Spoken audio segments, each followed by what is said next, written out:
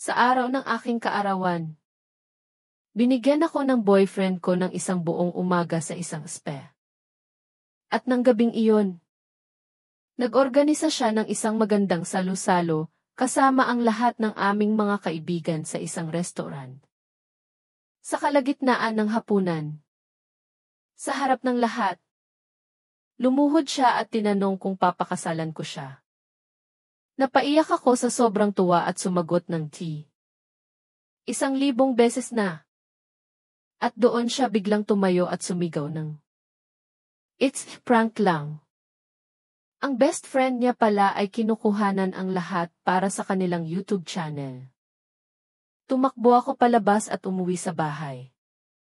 Nag-away kami. Hindi siya humingi ng tawad at makalipas ang ilang araw.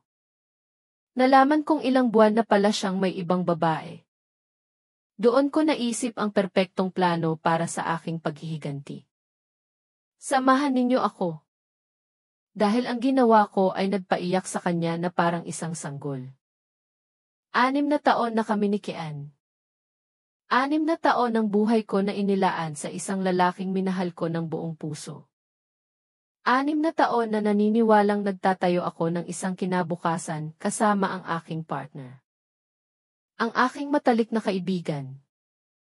Ang pag-ibig ng aking buhay. Napakalaki kong tanga. Ang pangalan ko ay Maya. 27 taong gulang. At ito ang kwento kung paano gumuho ang aking mundo. Isang gabi ng Enero. Sa aking kaarawan. Sa harap ng lahat ng aming mga kaibigan. Pero hayaan ninyo akong magsimula sa umpisa. Nagkakilala kami ni Kian sa party ng isang kaibigan noong ako'y 21. Siya ay nakakatawa. Kaakit-akit. At may ngiting pang komersyal ng toothpaste na talagang nakakatunaw. Nag-usap kami ng maraming oras tungkol sa lahat ng bagay. Nais niyang maging isang vlogger. Lumikha ng content. At magpatawa ng mga tao. Naisip ko na napakaganda na magkaroon ng isang nobyo na may pangarap. Na may ambisyon. Lumipat kami sa iisang bubong matapos ang 3 taon na magkasintahan. Nakahanap kami ng isang maliit ngunit maginhawang kondo sa Bonifacio Global City. Medyo mataas ang renta. Pero dahil hinahati namin ito, naging abot kaya naman. Ako ay nagtatrabaho bilang isang account manager sa isang digital bank. Maganda ang kita ko. May katatagan. Si Kian naman ay nasa marketing. At sinusubukang pasikatin ang isang YouTube channel kasama ang kaibigan niyang si Marco. Ang problema ay binabayaran si Kian bawat proyekto. At ang kanyang kita ay hindi palaging sigurado. May mga buwan na kumikita siya ng maayos. At may mga buwan na halos hindi niya kayang tustusan ang sarili niyang mga gastusin. At hulaan ninyo kung sino ang sumasalo sa kulang. Ako. Kapag hindi niya kayang bayaran ang kalahati niya sa renta, ako ang nagbabayad ng buo. Kapag kailangan niya ng bagong gamit para sa kanyang computer setup, tinutulungan ko siya. Kapag wala siyang pera para lumabas, ako ang nagbabayad para sa hapunan. Sin. Lahat. At hindi ko iyon ininda. Sumusumpa ako. Hindi ko ininda. Mahal ko siya. Iniisip ko na namumuhunan ako sa aming kinabukasan. Sa aming relasyon. Naniniwala ako na kapag naging matagumpay na siya, sabay kaming magdiriwang. Napakalaki kong hangal. Ang aking kaarawan ay pumatak sa isang Biyernes. Nag-leave ako sa trabaho at inaasahan ko ang isang tahimik na araw. Siguro isang romantikong hapunan sa gabi. Ngunit may ibang plano si Kian. Nauna siyang nagising sa akin. Nabihira. At mayroon na siyang mapaglarong ngiti sa kanyang mukha. Magandang umaga. Birthday girl. Sabi niya. Habang dinadalhan ako ng almusal sa kama. Maghanda ka para sa pinakamagandang araw ng buhay mo. Nagsimulang kumabog ng mabilis ang puso ko.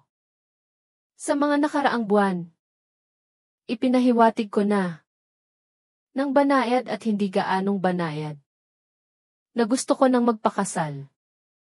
Nagsasama na kami. Matagal na kaming magkasama. Nakabuo na kami ng buhay. Gusto ko nang gawing opisyal. Gusto ko ang commitment. Gusto kong maging asawa niya. Anong binabalak mo? Tanong ko. Nakangiti. Sinusubukang kontrolin ang aking kaba. Malalaman mo. Una. May appointment ka sa spa ng 10:00 ng umaga. Masahe. Facial.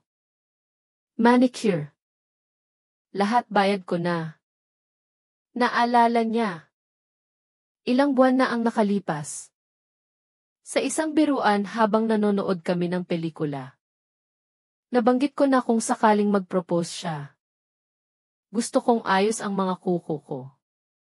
Mukhang mababaw. Pero para sa akin, ang ideya na isusuot ni Kian ang isang magandang singsing sa isang kamay na may sirang kuko ay nakakainis. Kian.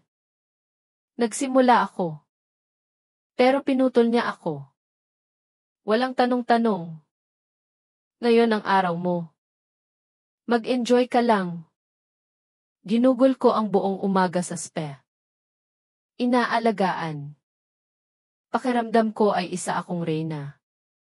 Pinagawa ko ang aking mga kuko sa isang malambot at eleganteng kulay rosas. Isang perpektong French manicure. Sa tuwing tinitingnan ko sila, bumibilis ang tibok ng puso ko. Mangyayari na ito. Sa wakas, mangyayari na ito. Nang makauwi ako ng maagang hapon. Bihis na si Kian. Ang bango-bango niya at may kislap sa kanyang mga mata. Ngayong gabi, maghahapunan tayo kasama ang barkada. Isuot mo yung asul na bestida na bagay sa'yo. Yung asul na bestida. Ang paborito kong damit. Yung binili ko para sa kasal ng isang kaibigan. Ang bestida na laging sinasabi ni Kian na nagpapaganda sa akin. Ilang oras akong nag-ayos. Ang aking buhok. Ang aking makeup. Ang bestida. Ang takong. Tumingin ako sa salamin at naramdaman kong maganda ako. Nagniningning. Handa na ako para sa pinakamahalagang sandali ng aking buhay. Dumating kami sa restaurant ng 7:00 ng gabi. Isang magandang Filipino fusion spot sa Gihise. Hindi sobrang magarbo. Pero ito ang lugar kung saan kami nag-first date. Naroon na ang ilan sa aming mga kaibigan. Si Marco at ang kanyang nobya. Ilang katrabaho ko. At iba pang mga mag-asawang kakilala namin. Lahat ay masaya. Nagtatawanan. Umiinom ng alak. Halos hindi ako makakain. Masyado akong kinakabahan. Si Kian ay napaka-atento. Hawak ang kamay ko sa ilalim ng mesa. Nagpapatawa. Ang perpektong nobyo.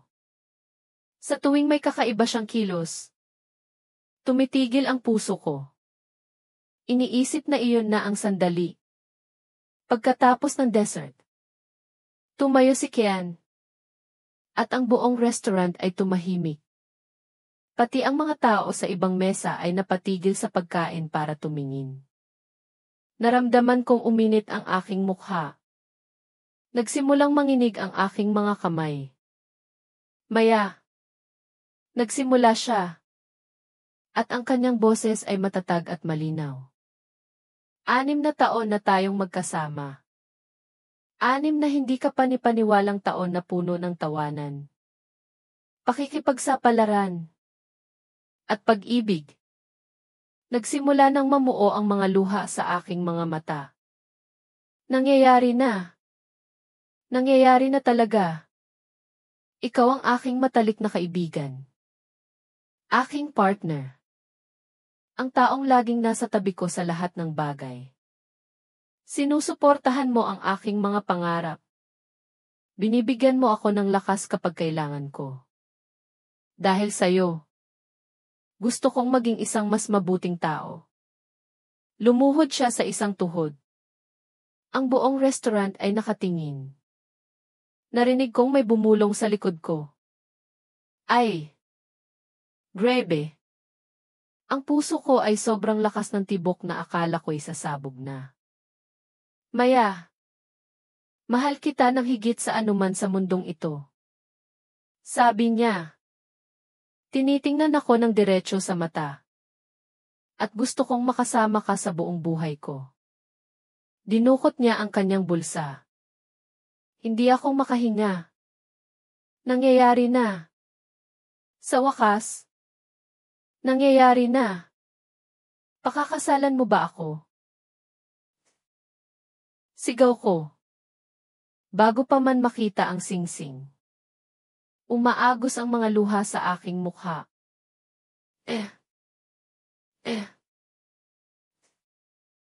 At doon. Gumuho ang lahat. Tumalon si Kian na nakataas ang mga braso. At sumigaw ng malakas. It's a prank lang. Ang katahimikan na sumunod ay nakakabingi. Tiningnan ko siya. Naguguluhan. Habang patuloy pa ring bumabagsak ang mga luha. Ano? Nagawa kong ibulong. Prank lang yun. Mahal. Relax ka lang. Tumatawa siya. Tumatawa. Marco. Nakuha mo ba lahat? Tumingin ako sa gilid at nakita ko si Marco na hawak ang kanyang telepono. Nire-record ang lahat habang may malaking ngiti sa mukha. Nakuha ko lahat. Bro. Magiging epic to para sa channel. Ang restaurant ay nasa ganap na katahimikan. Ang ilan sa aming mga kaibigan ay mukhang gulat. Ang iba naman ay halatang hindi komportable. Ang mga katrabaho kong babae ay tumingin sa akin na may awa. Hindi ako makagalaw. Hindi ako makapagsalita. Para bang nag-shutdown ang aking utak. Hindi maproseso ang nangyari. Maya. Dapat nakita mo ang mukha mo. Sabi ni Kian. Tumatawa pa rin. Umupo siya pabalik sa kanyang upuan na parang walang nangyari. Perpekto. Isang bagay sa loob ko ang nabasag sa milyon-milyong piraso. Tumayo ako mula sa upuan nang napakabilis na halos matumba ako. Kinuha ko ang aking pitaka at walang sinabing kahit isang salita. Tumakbo ako palabas ng restaurant. Narinig kong tinatawag ako ni Kian. Pero hindi ako huminto. Hindi ko kayang huminto. Nakarating ako sa sidewalk at ang mga luha ay bumuhos ng todo. Hindi ito mga malumanay na romantikong luha. Ito ay mga marahas na hikbi na yumanig sa buong katawan ko. Tumawag ako ng Grab habang nanginginig ang mga kamay ko. Halos hindi ko matype ang address. Tumatakbong lumabas si Kian ng restaurant. Maya. Teka. Anong problema? Biro lang naman yun. Humarap ako sa kanya. At ang galit na naramdaman ko ay sobrang tindi na halos malasahan ko ang apdo sa aking bibig. Isang biro. Nagawa kong sabihin sa pagitan ng mga hikbi. Sa tingin mo biro ito? Kian. Ipinahiya mo ako. Maya. Chill ka lang. Binigyan kita ng spaday. Nag-organisa ako ng hapunan kasama ang lahat. Lahat ginawa kong maganda. Hindi ka pwedeng magalit sa isang maliit na prank. Ipinahiya mo ako. Sigaw ko. At wala akong pakialam kung nakatingin ang mga tao sa kalye. Sa harap ng lahat, Nagpanggap kang magpo-propose. Alam mo kung gaano kahalaga iyon sa akin. Para lang gumawa ng isang hangal na prank para sa channel ng kaibigan mo. Nag-o-overact ka. Kung ipopost mo ang video na iyan. Sabi ko. Ang boses ko'y mahina ngunit puno ng lason. Sumusumpa ako. Kian. Pagsisisihan mo ito. Hindi ako nagbibiro. Dumating ang Grab. Pumasok ako at isinara ang pinto sa mukha niya. Umiyak ako sa buong biyahe pa uwi. Ang driver. Naway pagpalain. Ay walang sinabi. Nilakasan na lang niya ang volume ng musika para bigyan ako ng privacy. Binigyan ko siya ng 5 stars. Pagdating ko sa kondo, nilock ko ang pinto. Pumunta sa kwarto. At bumagsak. Umiyak ako hanggang sa wala na akong mailuha. Umiyak ako hanggang sa sumakit ang ulo ko. Umiyak ako hanggang sa nakatulog ako sa pagod. Nakasuot pa rin ang aking bestida at sira na ang aking makeup. Nagising ako sa gitna ng gabi sa tunog ng pinto. Nakabalik na si Kian. Narinig ko siyang naglalakad sa sala. Natatapilok. Halatang lasing. Isang bahagi ko ang gustong lumabas doon. Sigawan siya. Humingi ng paliwanag. Isang paumanhin. Pero hindi ko ginawa. Nanatili akong nakahiga sa dilim. Nakatitig sa kisam. At sa unang pagkakataon sa 6 na taon, tinanong ko ang aking sarili. Kung kilala ko ba talaga ang lalaking kasama ko sa buhay? At ang sagot ay nagbigay sa akin ng takot. Dahil habang iniisip ko ito, lalo kong napagtanto na may mga senyales. Mga senyales na binaliwala ko. Binigyan ng katwiran. Inintindi. Si Kian ay kontrolado. Palagi siyang ganoon. Siya ang nagpapasya kung ano ang panonoorin namin. Kung saan kami kakain. Kung sinong mga kaibigan ang lalabasin namin. At tinanggap ko lahat iyon. Iniisip na maunawain ako. Na ang kompromiso ay bahagi ng isang malusog na relasyon. Si Kian ay hindi kailanman humingi ng tawad. Kahit kailan. Kahit na malinaw na siya ang mali. Nakahanap siya ng paraan para baliktarin ang mga bagay. Para palabasin na ako ang masyadong sensitibo. Masyadong madrama. Mahilig si Kian na punahin ako. Ang buhok ko ay masyadong magulo o hindi propesyonal. Ang damit ko ay masyadong masikip. Kailangan kong mag-gym. Laging nakabalak kayo bilang pag-aalala o itinutulungan lang naman kita. At tinanggap ko ito dahil akala ko gusto niya ang pinakamabuti para sa akin. At palaging ginagamit ni Kian ang pera ko. At hinayaan ko siya dahil sa huli. Kapag nagpakasal kami, lahat ay magiging atin din naman. Nakahiga doon sa dilim. Napagtanto ko ang isang bagay na dapat ko nang nakita noon pa. Hindi ako mahal ni Kian. Hindi talaga. Gusto ni Kian ang ginagawa ko para sa kanya. Gusto niya na may nagbabayad ng kalahati ng renta. Gusto niya na may sumasalo sa kanya kapag gipit siya. Gusto niya na may magandang nobya na sumusuporta sa kanya. Pero ang mahalin ako. Respetuhin ako. Pahalagahan ako. Hindi. Hindi kailanman. Napakabulag ko para makita iyon. Ang mga sumunod na araw ang pinakamahirap sa buhay ko. Halos hindi kami nag-uusap ni Kian. Maaga akong umaalis para sa trabaho at gabi na umuwi. Kapag nasa bahay ako, nagkukulong ako sa kwarto. Siya naman ay nananatili sa sala. Naglalaro ng video game sa PlayStation. O nag-i-edit ng mga video. Na parang walang nangyari. 3 araw pagkatapos ng prank. Sa wakas ay kinausap niya ako. Nakaupo ako sa kama. Nakapajama pa rin. Nakatingin sa kawalan. Maya.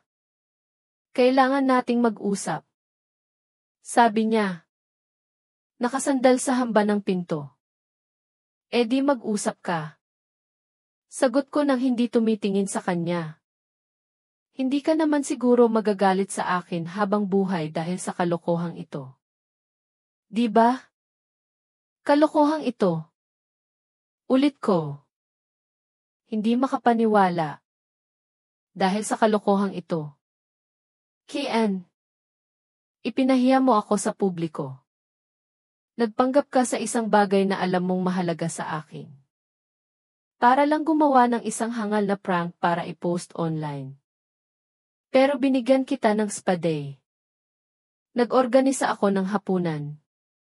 Gumastos ako para sa'yo. At doon, narinig ko ang pariralang kailangan kong marinig. Gumastos ka para sa akin. Tanong ko. Sa wakas ay seryosong tumingin sa kanya. KN. Ako ang nagbabayad para sa apartment na ito sa kalahati ng panahon na nandito tayo. Kapag wala kang pambayad ng renta, sino ang nagbabayad? Ako. Kapag kailangan mo ng bagong gamit, sino ang nagpapahiram sa iyo ng pera? Ako. Kapag lumalabas tayo at gipit ka, sino ang nagbabayad? Ako. Namula siya. Akala ko ginawa mo yan dahil sa kabutihan ng iyong puso. Pero kung pera ang problema mo, babayaran kita. Hindi ito tungkol sa pera. Sigaw ko. Tungkol ito sa respeto. Tungkol ito sa pagtrato mo sa akin bilang isang tao. Hindi bilang isang biro para sa katawa-tawa mong channel. Hindi katawa-tawa ang channel namin. Lumabas ka nga dito. Kian. Maya. Lumabas ka. Umalis siya. Isinara ng malakas ang pinto. Narinig ko siyang nagmumura sa sala. Nang gabing iyon, nag-text ako sa aking matalik na kaibigan na si Bea. Hindi siya nakapunta sa kaarawan ko dahil nag-travel siya para sa trabaho. Ikinuwento ko sa kanya ang lahat. Agad siyang tumawag. Desperadong malaman kung okay lang ako. Maya. Ang gago niya. Sabi niya. Galit na galit. Noon pa man. Alam kong may pagkapalamunin niyang si Kian. Pero sobra na to. Hindi ko alam kung anong gagawin ko. Bie. 6 na taon na kami. Magkasama kami sa bahay. Ang buhay namin ay ganap na magkakaugnay. Oh. Ano ngayon? Mananatili ka sa isang lalaking walang respeto sa'yo ng ganyan? Na ipinahiya ka sa publiko dahil lang may pinagsamahan kayo? Tama siya. Alam kong tama siya. Sa tingin ko, iiwanan ko na siya. Sabi ko ng malakas sa unang pagkakataon. At sa pagsabi pa lang nito, tila naging mas totoo. Gawin mo kung ano ang pinakamabuti para sa'yo. Maya.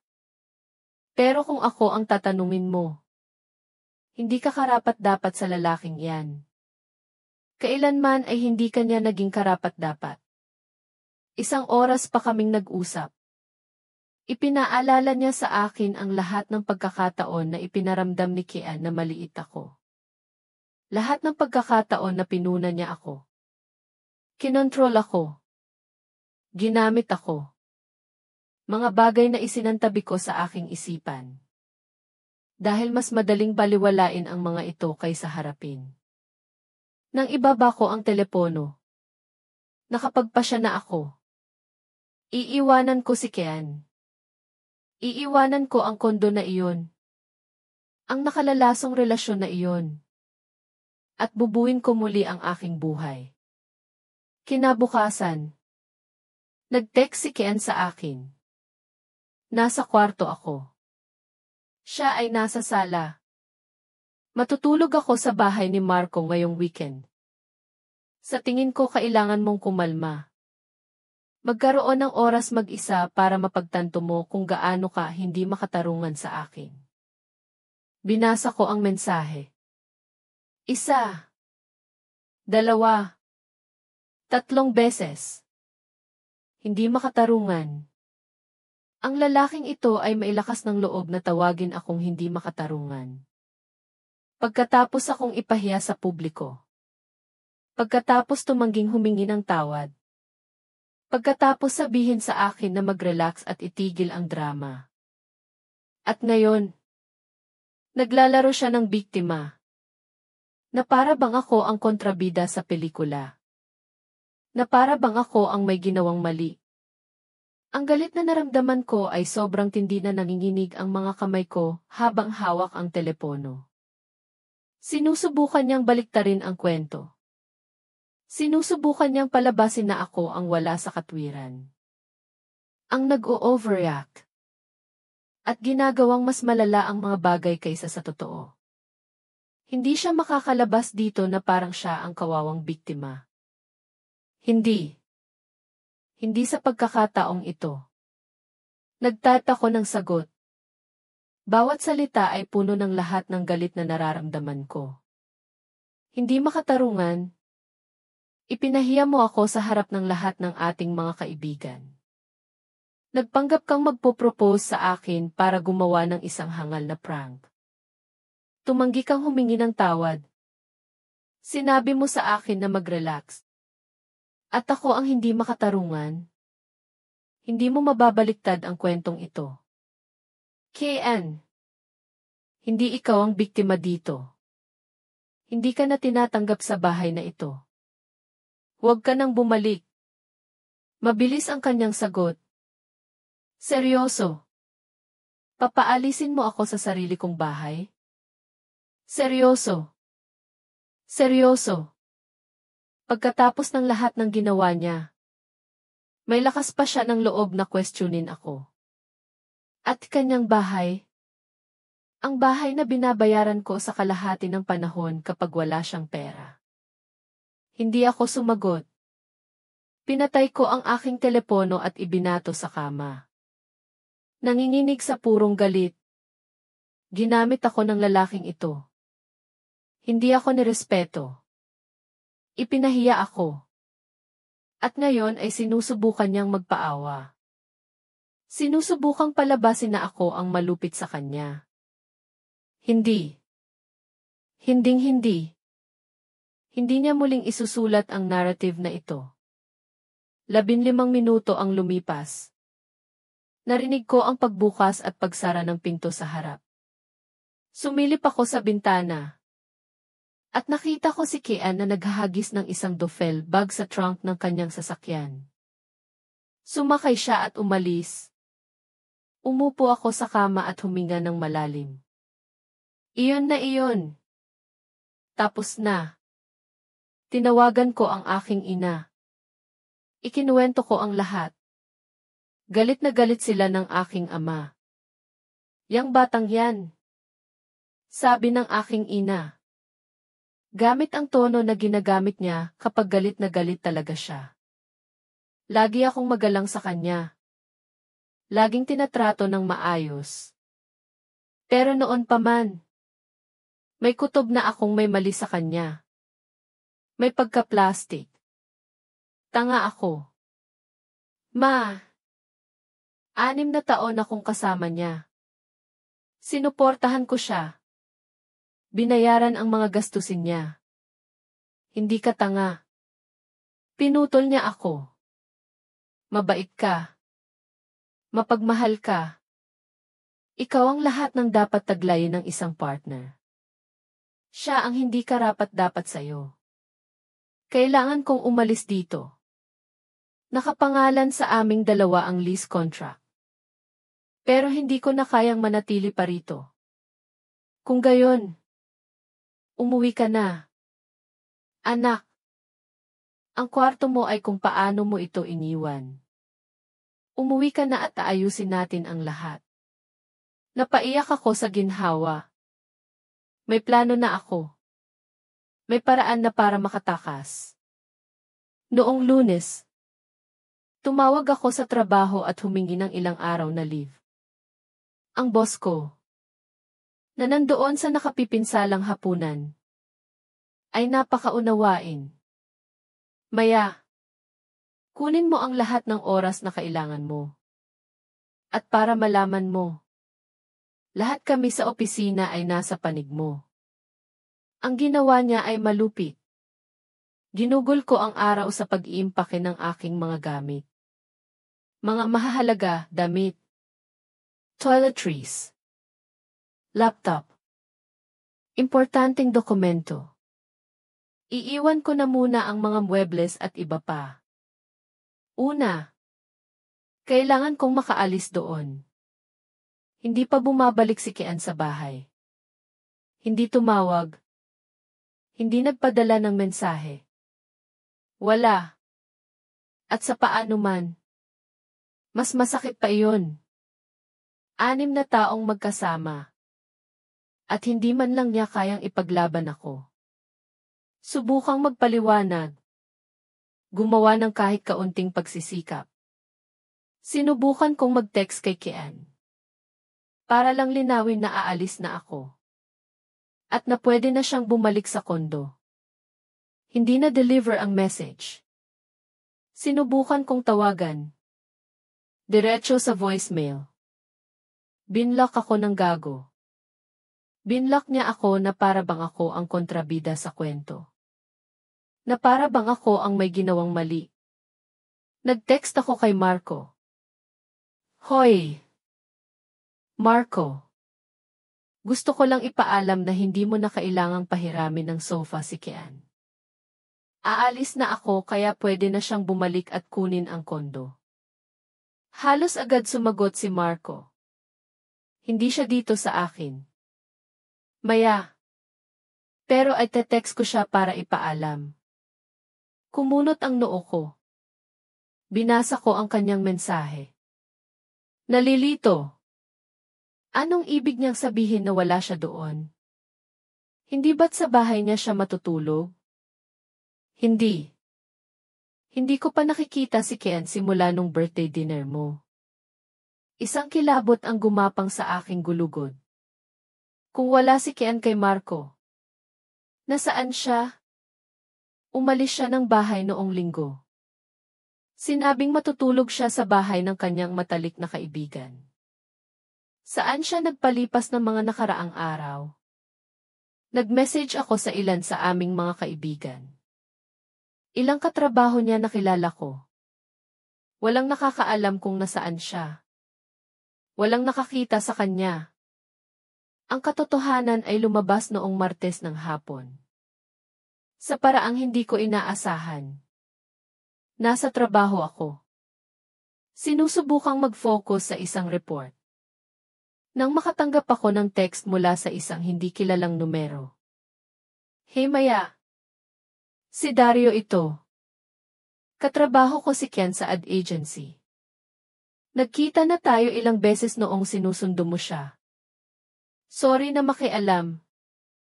Pero narinig kong hinahanap mo si Ken. Nanikip ang dibdib ko.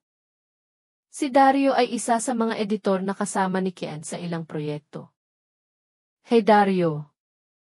Alam mo ba kung nasaan siya? Tingnan mo. Hindi ko alam kung ano talaga ang sitwasyon ninyo ngayon. Pero sa tingin ko, nakikituloy si Ken sa bahay ni Sarina. Sarina. Ang pangalan ay parang bombang bumagsak. Si Sarina ay isa sa mga mas batang analyst sa ahensya kung saan nagtatrabaho si Ken. Nagsimula siya doon mga 8 buwan na ang nakalipas. Kakagraduate lang sa kolehiyo. Puno ng enerhiya at mga ideya. Nabagit siya ni Ken ilang beses. Palaging kaswal. May magandang campaign na naisip si Sarina ngayon. Magaling mag-edit ng litrato si Sarina. Sasama si Sarina sa happy hour kasama ang team. Ilang beses na kaming lumabas bilang isang grupo kasama siya at iba pang mga katrabaho. Mabait siya. Palakaibigan. Laging tumatawa sa mga biro ni Kian. Sa totoo lang, nagustuhan ko siya. Napakalaking tanga ko. Sarina. Ulit ko. Kakaiba ang tunog ng boses ko. Yung Sarina sa ahensya. Siya nga. Kumpirma ni Dario. Tingnan mo Maya. Ayaw ko sanang ako ang magsabi sa'yo nito pero silang dalawa ay sabay na dumarating at umaalis sa opisina. At mukhang sobrang close. Alam mo na. Parang higit pa sa magkaibigan o katrabaho lang. Bawat salita ay isang saksak. Gaano nakatagal? Tinanong ko. Halos pabulong ang boses ko. Hindi ako sigurado. Pero Maya, matagal na silang ganyan. Masyadong malapit. Mga ilang buwan na rin. Yun lang. Pasensya na at ako pa ang nagsabi sa'yo nito. Wala akong masabi. Salamat sa pagsabi. Dario. Salamat talaga. Tinawagan ko agad si Bea. Sumagot siya sa unang ring. Maya. Anong problema? Nag-text sa akin ang isang katrabaho ni Kian. Sabi ko. Nanginginig ang boses. Sabi niya. Sa tingin niya. Kasama ni Kian si Sarina. Sabay silang dumarating at umaalis sa trabaho. Sabi ni Dario. Mukha silang may relasyon. Ang gago talaga. Sigaw ni Bea. Maya. I am so sorry. Ibinaba ko ang telepono at naupo doon. Tulala. Hindi lang ito tungkol sa prank. Hindi lang tungkol sa pampublikong kahihiyan. Ito ay pagtataksil. Ilang buwan ng pagtataksil. At biglang naging malinaw ang lahat. Kung bakit wala siyang oras para sa akin. Kung bakit lagi siyang nasa telepono niya. Kung bakit tila napakalayo niya sa mga nakaraang buwan. At ang prank. Wala lang talaga siyang pakialam sa nararamdaman ko. Ako ay content lang. Aliwan. Isang paraan para makakuha ng views para sa kaawa-awang channel na iyon. Ano ang susunod niyang gagawin? Magpapanggap na patay? Sasabihin sa aking nawala ang lahat ng pera namin? Bawat mahalagang yugto ng buhay ko ay magiging material para sa YouTube. At mananatili ako doon. Ang tangang nobya na tinatanggap ang lahat. Na sumusuporta sa kanya. Na nagbabayad ng mga bayarin.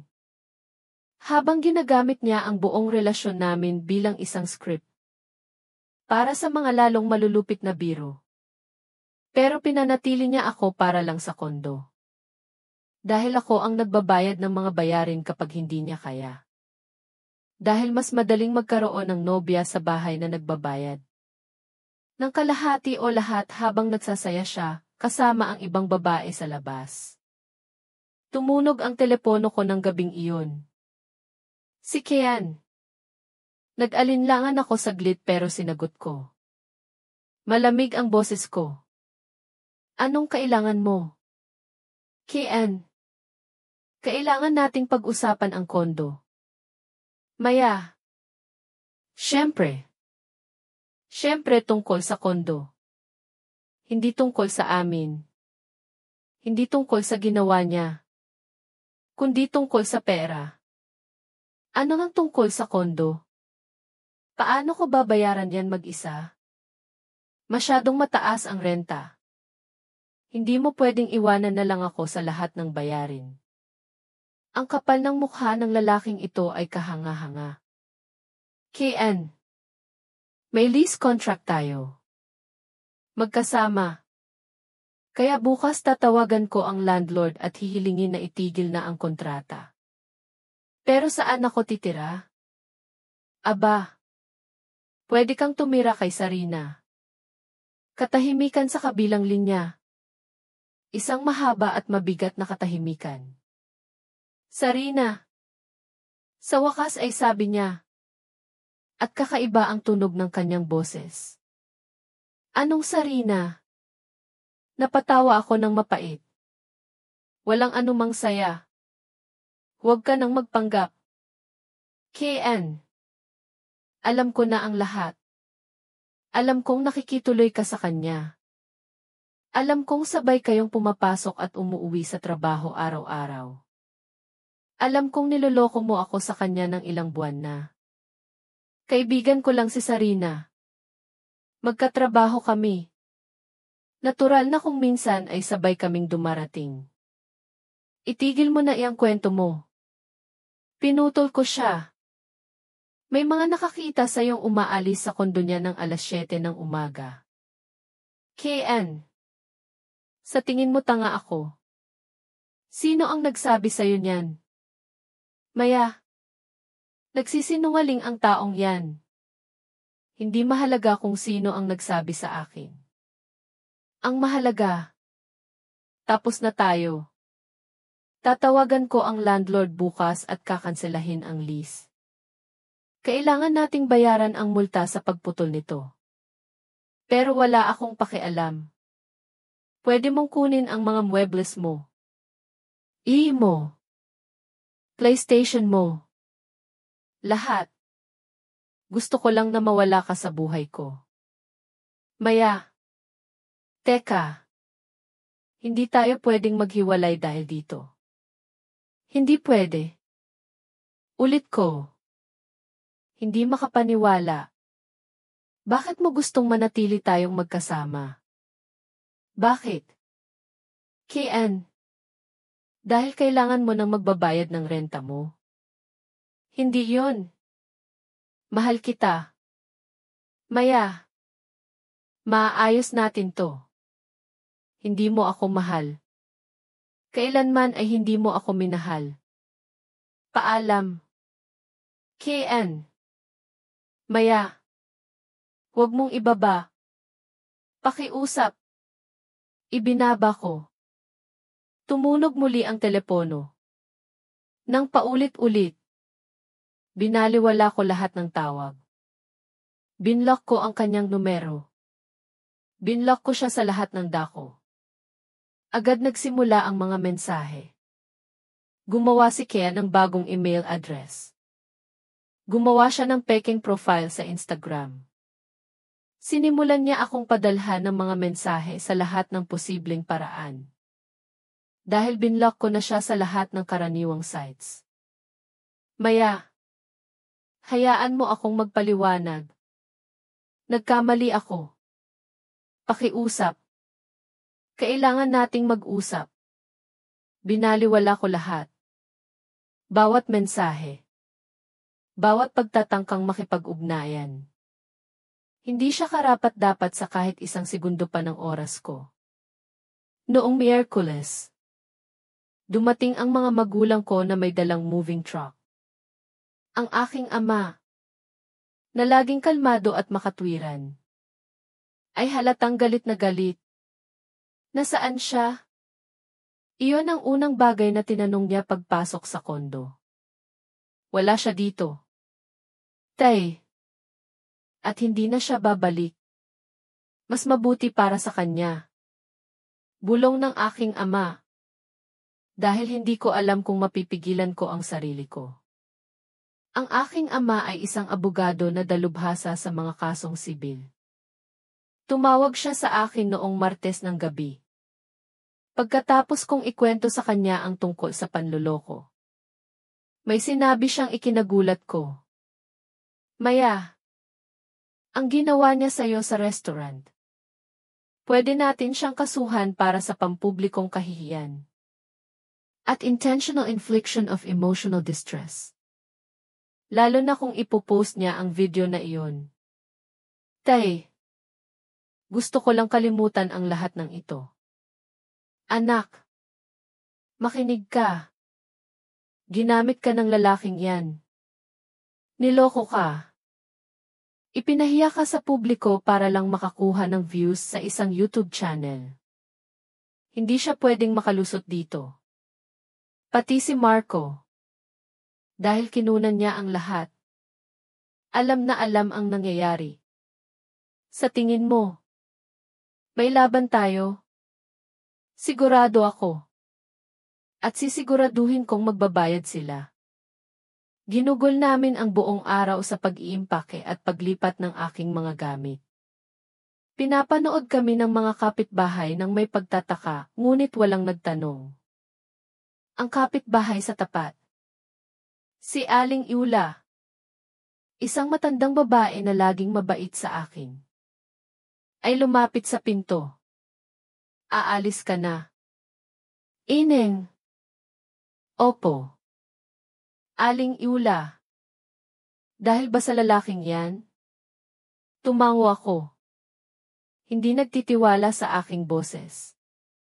Hinawakan niya ang aking kamay. Mas karapat dapat ka sa mas mabuti. Nakita ko kung paano kanya tratuhin. Kailanman ay hindi ko siya nagustuhan.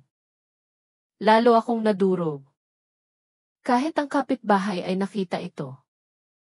Lahat ay nakita ito. Lahat maliban sa akin. Sa pagtatapos ng araw, halos wala nang gamit ko sa kondo. Iniwan ko ang mga muebles na pinagsaluhan namin. Ang mga electronics. Lahat. Gusto ko lang kung ano ang akin. At umalis. Bago lumabas, nilibot ko ang walang laman na kondo sa huling pagkakataon. 3 taon sa lugar na iyon. 3 taon ng mga alaala. Ilan ay maganda. Marami ay masama. Ngayong naiisip ko.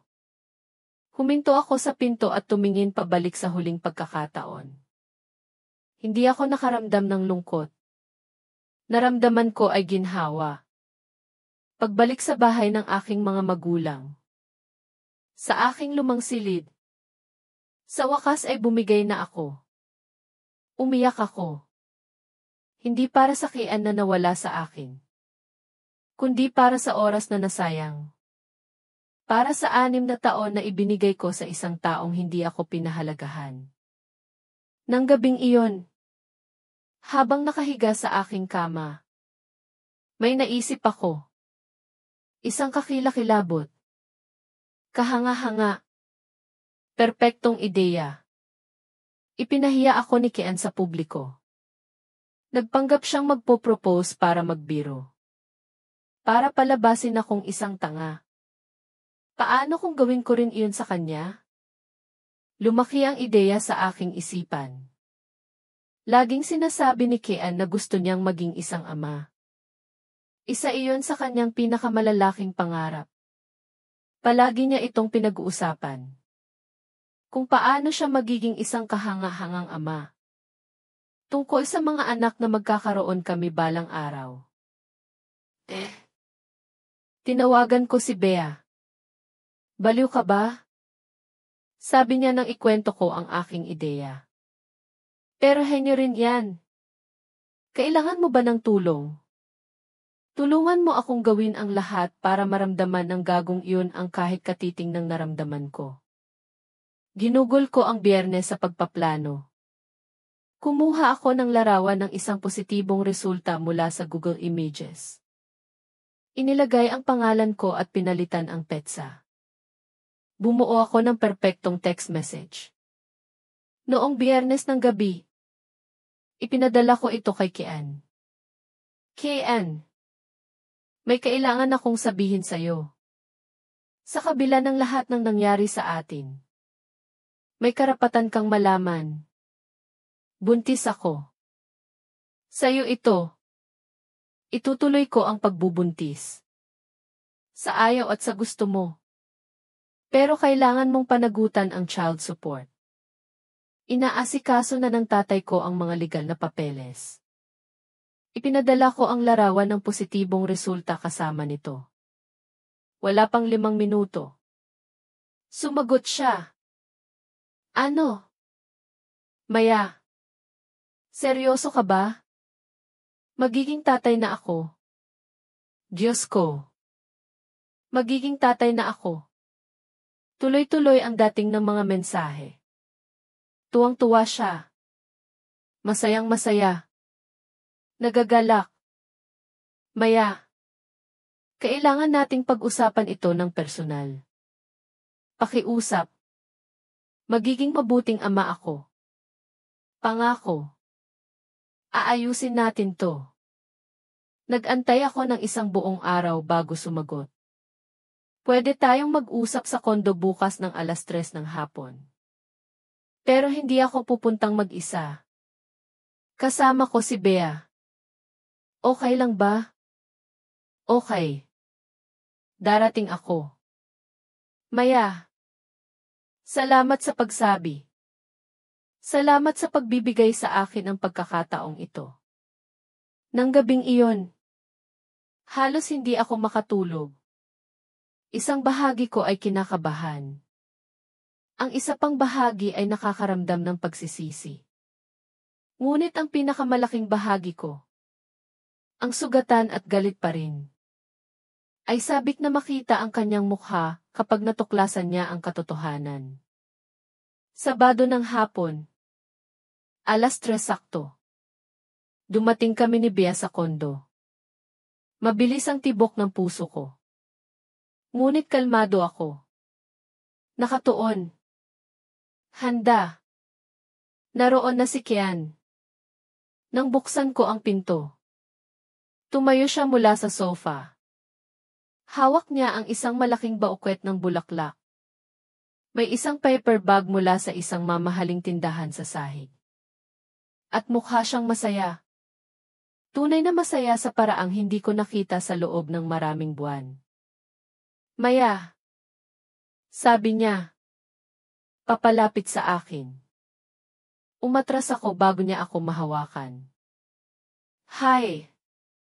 KN. Hi. Bea. Sabi niya sa kaibigan ko. Natumango lamang na may malamig na ekspresyon. Para sa'yo itong mga bulaklak. Sabi niya. Inaabot sa akin ang baukwet. At bumili ako ng ilang bagay. Prenatal vitamins. Ilang libro tungkol sa pagbubuntis. Isang teddy bear. Kinakabahan siyang tumawa. Alam kong maaga pa. Pero hindi ko napigilan. Kinuha ko ang mga bulaklak para lang may magawa ang aking mga kamay. Umupo ka. Sabi ko. Tinuturo ang sofa. Umupo siya. Sabik. Nakasandal paharap. Si Bea ay nakatayo sa tabi ng pinto. Nakakrus ang mga braso.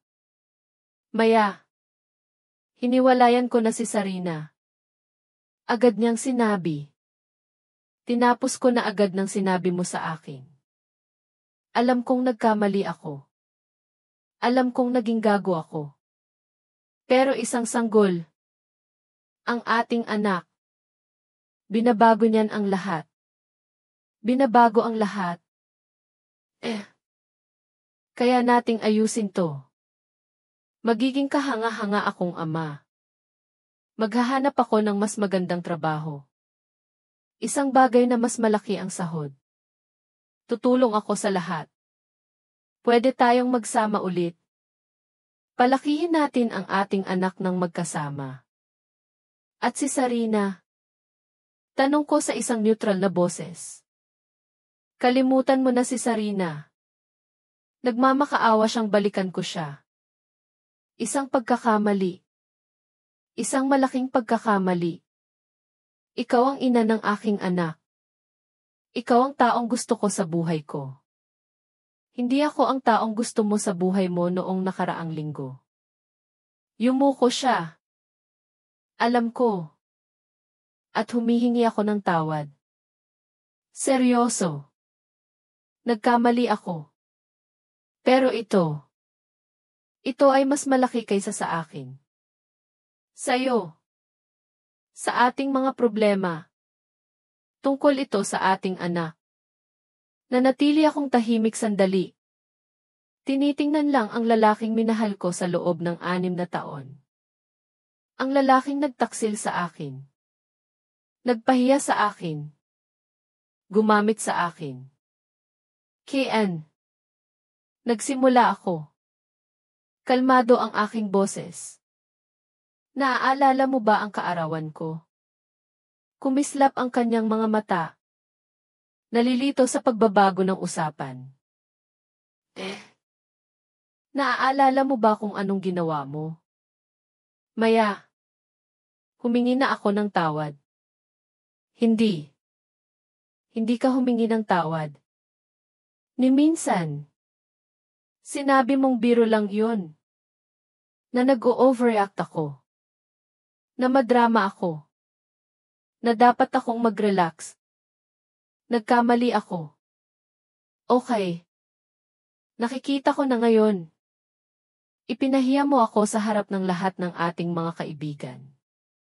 Nagpanggap kang mag-propose, alam kung gaano ito kahalaga sa akin. Para lang gumawa ng isang hangal na prank para sa channel ni Marco. Alam ko. At humihingi ako ng tawad. Ipinadama mo sa akin na ako ang pinakatangang tao sa mundo. Pinaiyak mo ako sa publiko. Pinaniwala mo ako na sa wakas ay makukuha ko na ang lagi kong gusto. Para lang agawin ito sa pinakamalupit na paraan. Namutla si Kian. Maya. Saan mo ba ito dinadala? Tumayo ako at humakbang palapit sa kanya. Nakangiti na ngayon si Bea. Kaya naisip ko. Pagpapatuloy ko. Napatas lang kung gagawin ko rin sa'yo ang ginawa mo. Ilang segundo bago niya ito na proseso. Nakita ko ang eksaktong sandali na naintindihan niya. Nanlaki ang kanyang mga mata. Bumuka ang kanyang bibig. Hindi. Bulong niya. It's a prank. Sigaw ko. Tumatawa. Hindi ito isang masayang tawa. Ito ay isang mapait na tawa. Puno ng lahat ng sakit at galit na naramdaman ko. Walang sanggol. KN. Kailanman ay wala. Gusto ko lang maramdaman mo ang kahit katiting ng naramdaman ko sa restaurant na iyon. Tumayo siya ng napakabilis na halos matumba siya. Nagsisinungaling ka. Pinadala mo sa akin ang larawan ng test. Kahanga-hanga ang Google Images at Photoshop. Sabi ni Bea. Halatang natutuwa. Nag-iba-iba ang emosyon sa mukha ni Kian. Pagkalito. Galit. Desperasyon. Sakit. Bumagsak siya pabalik sa sofa. Hawak ang kanyang ulo. Paano mo nagawa? Bulong niya. Alam mo kung gaano ko kagustong maging ama.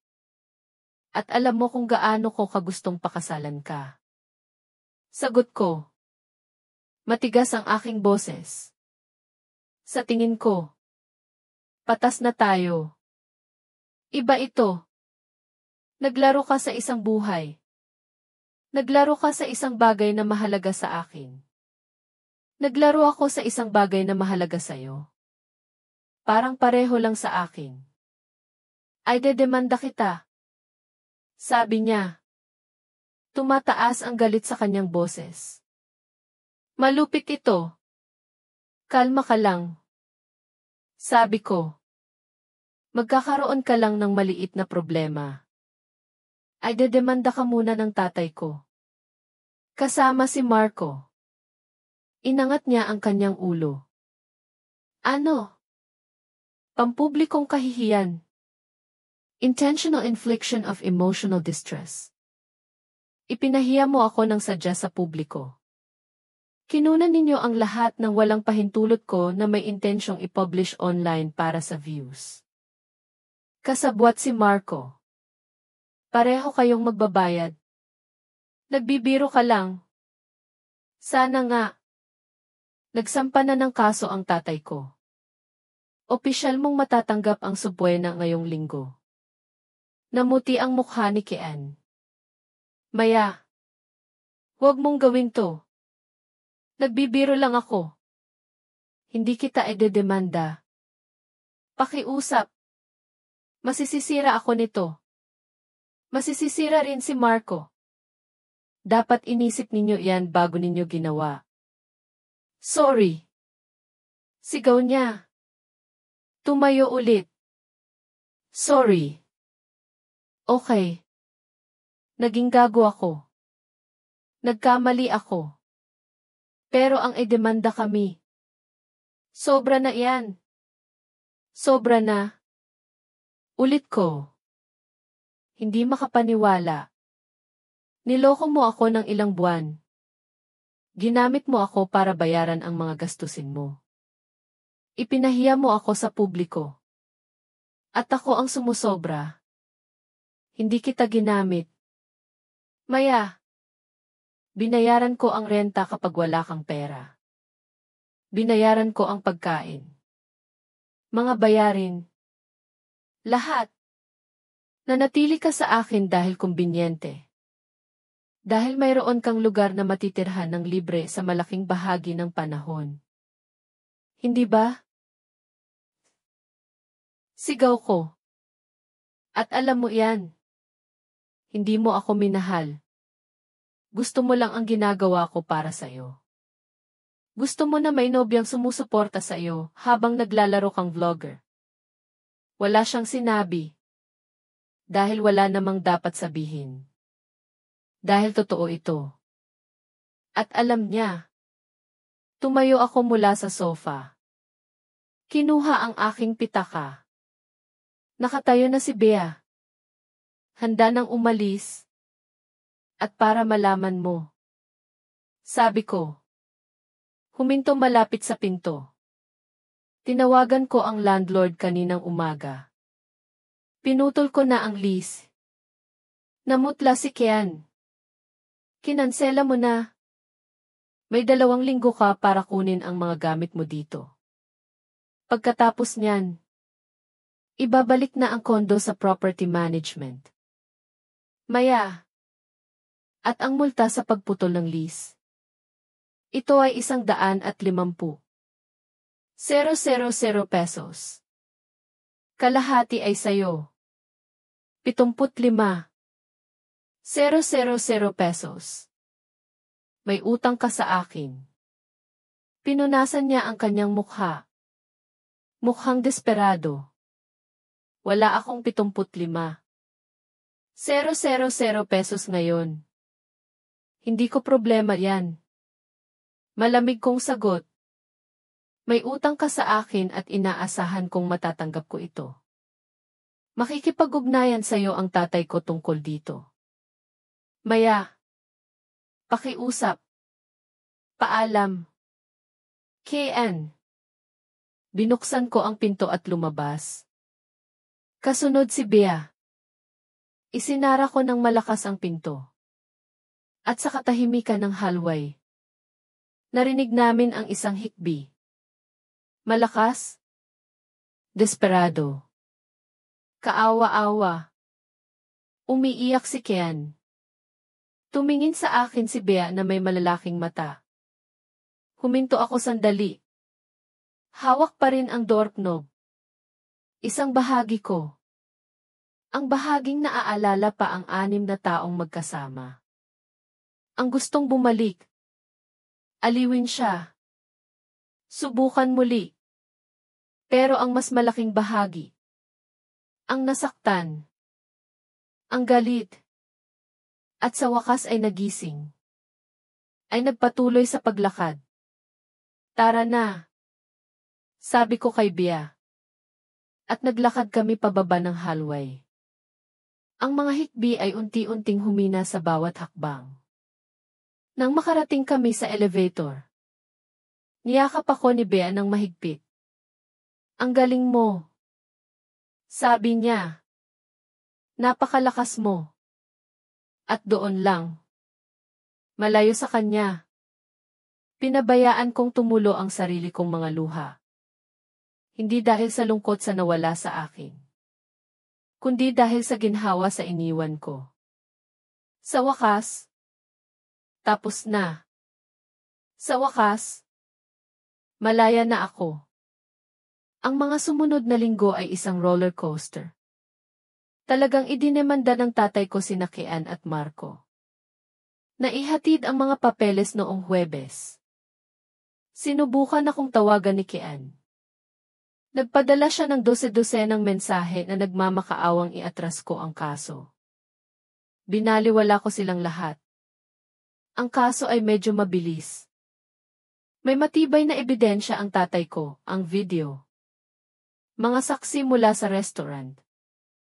Ang mga text ni Kian na nang iinsulto sa akin pagkatapos.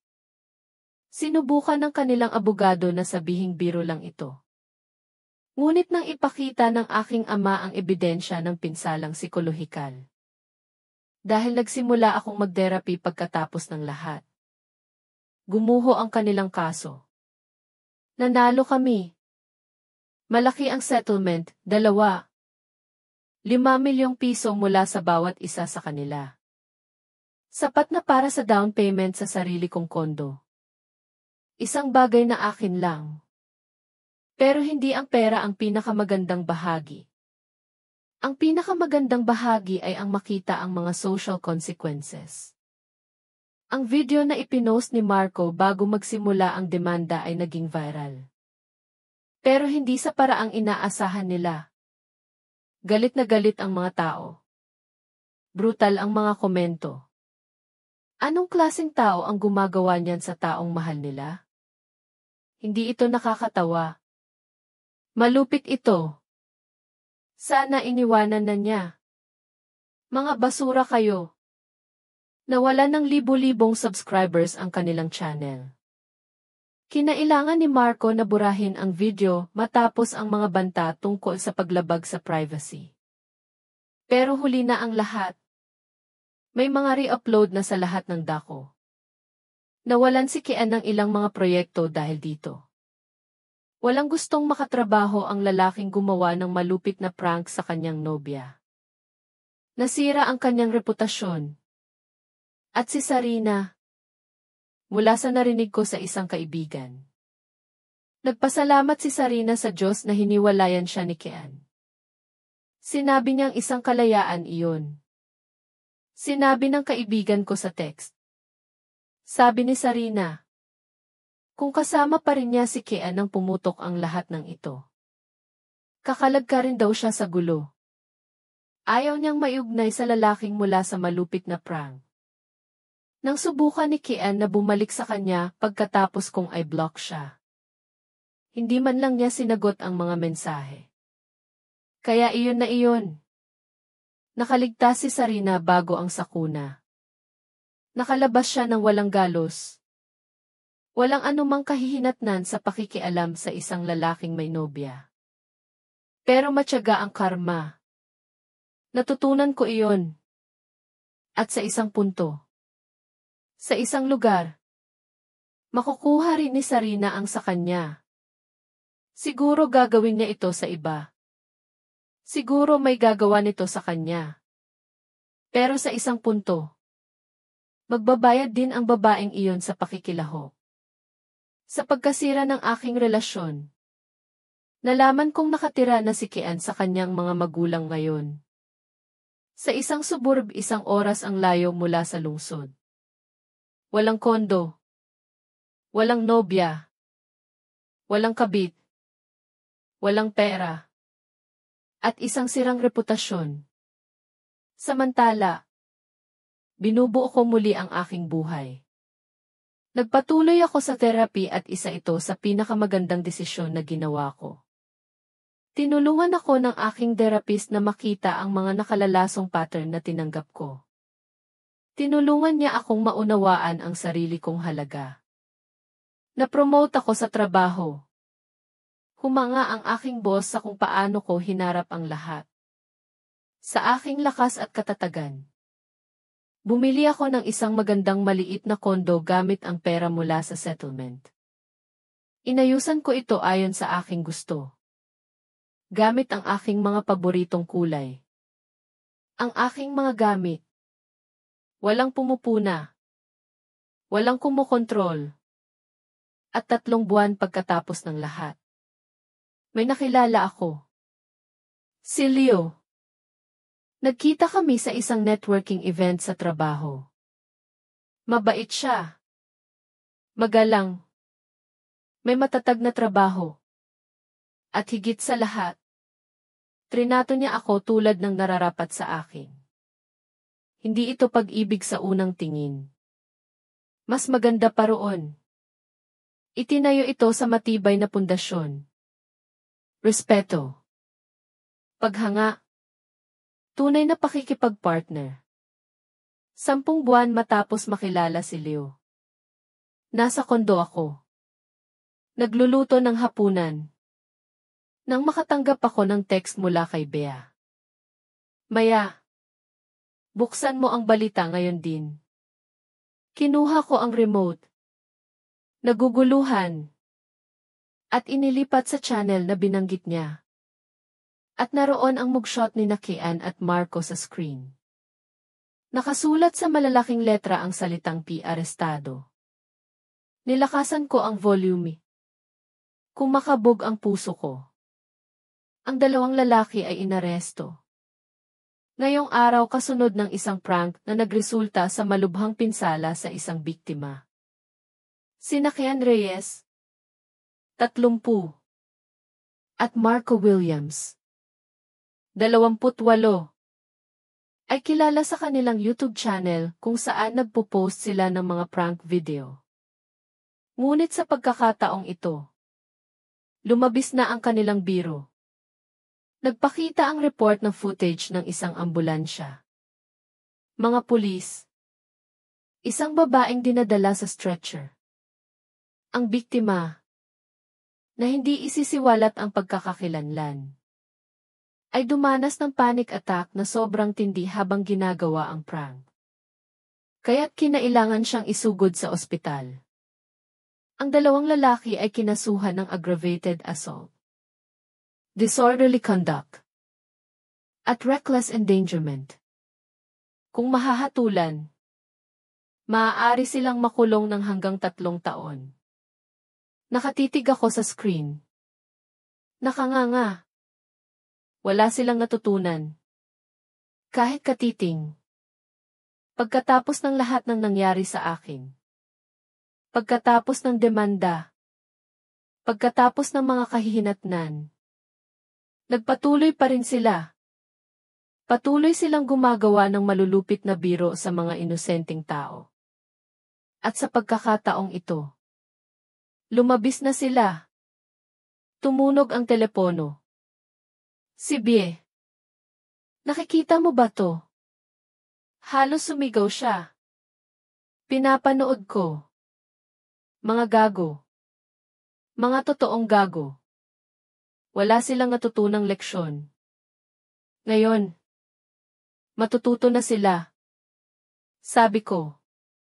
At napansin kong nakangiti ako. Hindi ito isang masayang ngiti. Ito ay isang ngiti ng hustisya. Maaari silang makulong ng 3 taon. Bea. 3 taon. Totoo ang karma. Maya. Sabi niya. Totoong-totoo ang karma. Lumitaw si Leo sa may pinto ng kusina. Nag-aalala sa aking ekspresyon. Anong nangyari? Naaalala mo ba yung ex ko? Yung may prank? Paano kung makakalimutan? Siya at ang kaibigan niya. Inaresto. Gumawa sila ng prank na nagpadala sa isang babae sa ospital. Umiling si Leo. Hindi makapaniwala. Grabe. Mga malaking gago talaga. Sang-ayon ako. Sabi ko. Pero kahit papaano ngayon, magbabayad na sila. Nang totoo. Sa mga sumunod na araw, sumabog ang kwento. Nag-leak ang video ng prank. Nirecord nila ang lahat, gaya ng dati. At galit na galit ang internet. Ibinabahagi ng mga tao ang lumang video ng prank sa akin. Kinokonekta ang mga pangyayari. Ipinapakita ang pattern ng kalupitan. Sina Kian at Marco ay naging pambansang halimbawa ng kung ano ang hindi dapat gawin. Ang kanilang mga mukha ay nasa lahat ng dako. Laging may salitang di arestado o di malupit sa tabi nito. At ako, sa wakas ay payapa na ako. Dahil hindi lang ako iyon. Hindi ako naging masyadong sensitibo. Masyadong madrama. Masyadong nag-overreact. Malulupit sila. Palagi silang ganoon. At ngayon, alam na ng buong mundo. Lumipas ang mga buwan. Umabot sa korte ang kaso ni Kian at Marco. Nahatulan sila. 2.5 taon sa bilangguan bawat isa. Kasama ang malalaking multa. Kasama ang restraining order mula sa biktima. Nagpatuloy ang buhay. Nagpatuloy ang buhay ko. Na-promote ulit ako sa trabaho. Bumili ako ng mga bagong webless para sa kondo. Naglakbay ako sa Europa kasama si Bea. Nagpatuloy ako sa therapy. At natutong magtiwala muli. Magmahal muli. Pahalagahan ang sarili ko ng totoo. At si Leo. Si Leo ang lahat ng hindi naging si Kian. Mabait ng hindi mahina. Maasikaso ng hindi kontrolado. Isang tunay na partner sa lahat. 2 taon matapos kong makilala si Leo. Isang Biyernes ng gabi. Nasa kondo ako. Nagluluto ng hapunan para sa aming dalawa. Ito ay isang bagay na sinimulan naming gawin. Biyernes ng gabi. Kaming dalawa lang. Walang distractions. Walang telepono. Kami lang. Natapos kong lutuin ang pasta na paborito niya at inilagay sa mesa. Sinindihan ko ang mga kandila. Perpekto ang lahat. Tumunog ang doorbell. Binuksan ko ang pinto at naroon siya. May dalang bululaklak. At ang ngiting iyon na laging nakakatunaw sa akin. Hey! Beautiful! Hi! Pasok ka. Halos handa na ang hapunan. Kumain kami ng hapunan. Nag-uusap tungkol sa aming araw. Mga plano para sa weekend. Ang pelikulang panonoorin namin mamaya. Ito ay comfortable. Simple. At totoo. Nang matapos kaming kumain, tatayo na sana ako para kumuha ng dessert. Ngunit hinawakan ni Leo ang aking kamay. Teka. Bago ang dessert. May kailangan akong sabihin sa'yo. Tiningnan ko siya. Nagtataka. Kinakabahan siya.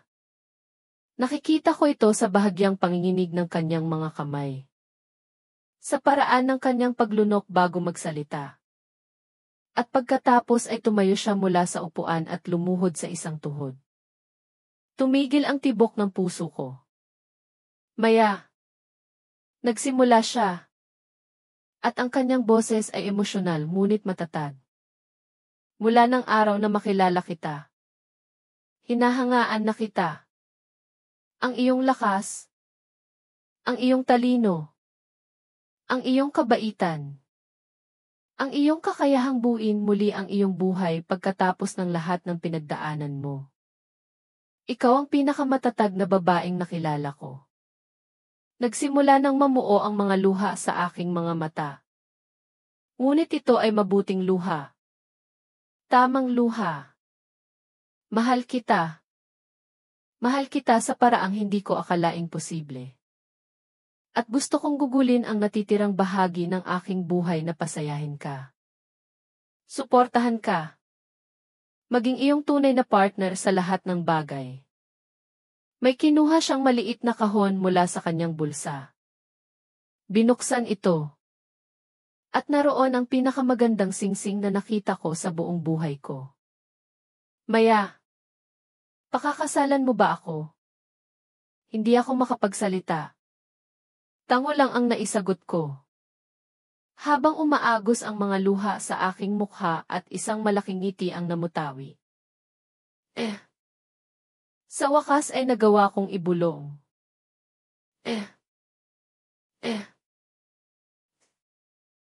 Isinuot niya ang singsing sa aking daliri.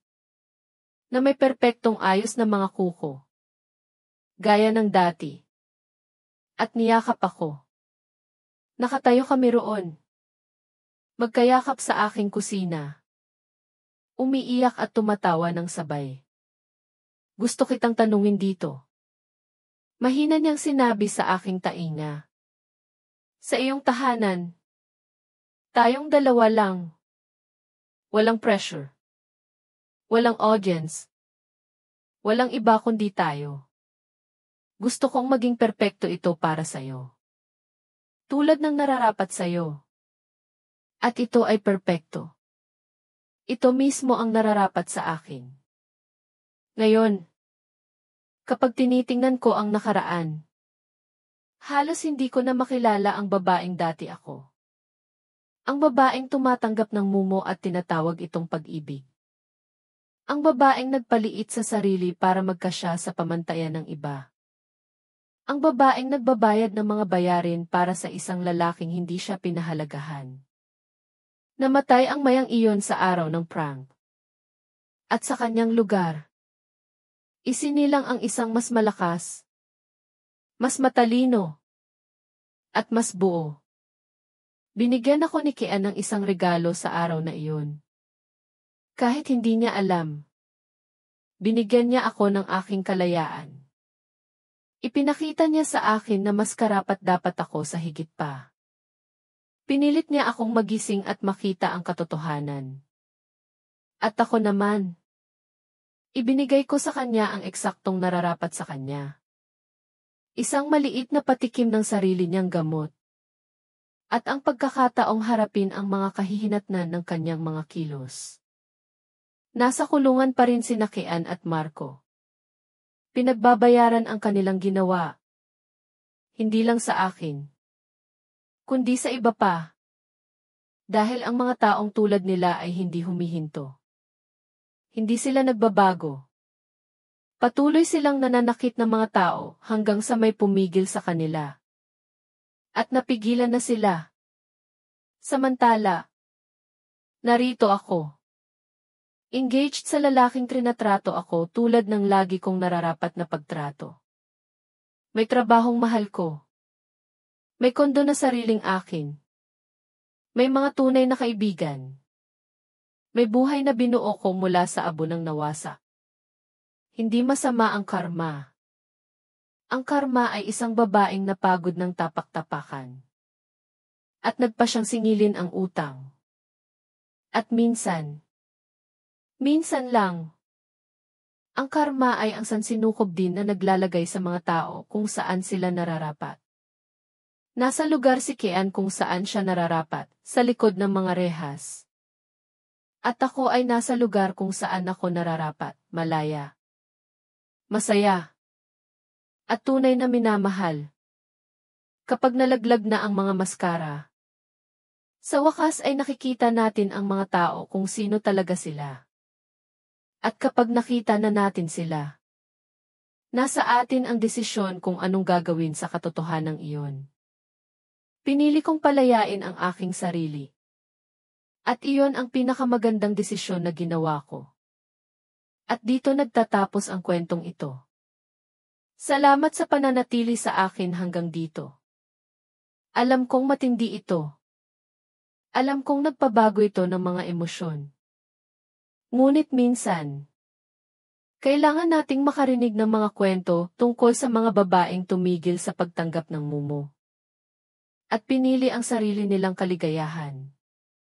Kung naantig ka ng kwentong ito sa anumang paraan, mag-iwan ng like. Malaking tulong ito sa channel para maabot ang ibang tao na kailangang marinig na mas karapat-dapat sila sa higit pa. Mag-subscribe sa channel dahil bawat linggo nagdadala ako ng mga totoong kwento ng pagbangon, karmic revenge, at mga wakas na gugustuhin mong makita. At kung may kilala kang kailangang marinig ito, ibahagi ang video na ito. Minsan, ang kwento ng ibang tao, ang tulak na kailangan ng isang tao para magising. At tandaan, kapag nalaglag na ang mga maskara, sa wakas ay makikita natin kung sino talaga ang mga tao. Paalam at hanggang sa susunod. Nagustuhan mo ba ang kwento at saang lungsod ka nakikinig? Magkita-kita tayo sa mga komento. Kung nagustuhan mo ang kwento, maaari mo akong suportahan sa pamamagitan ng pagpapadala ng super thanks. Para maipagpatuloy ko pa ang pagdadala ng mga kwentong tulad nito. Maraming salamat sa iyong matamis na suporta. Inaabangan ko ang iyong mga komento sa kwento. Sa screen, makikita mo ang 2 bagong kwento ng buhay na lubos kong inirerekomenda. Marami pang iba sa aking channel. Huwag kalimutang mag-subscribe. Magkita-kita tayo sa susunod na kwento ng buhay na may pagmamahal at respeto.